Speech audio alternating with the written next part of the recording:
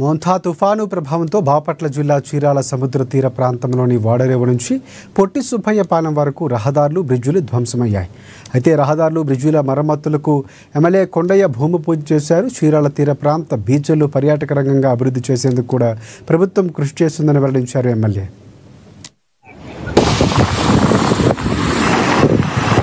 Collector గారు కొంచెం త్వరగా చేయమని చెప్పి మేము అడగడం, వారు ముందు ఒక ఆర్డర్ రిసీవ్ చేశారు. దాని ప్రకారంగా తాత్కాలికంగా ఈ యొక్క కల్వర్ట్స్ ద్వారా ఈ రోడ్డు నిర్మాణం జరుగుతుంది.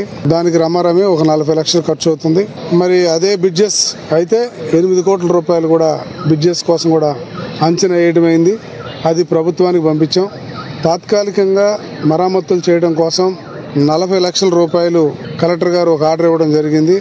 అధికారులు ఈ రోడ్డుని ఇప్పుడైతే 2 లైన్స్ గాను, రాబోయే రోజుల్లో ఇది 4 లైన్స్ గాను తీసుకురావడానికి ప్రయత్నం చేస్తాం.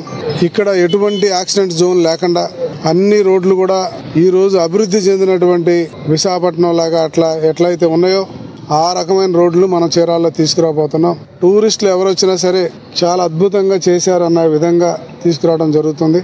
కలెక్టర్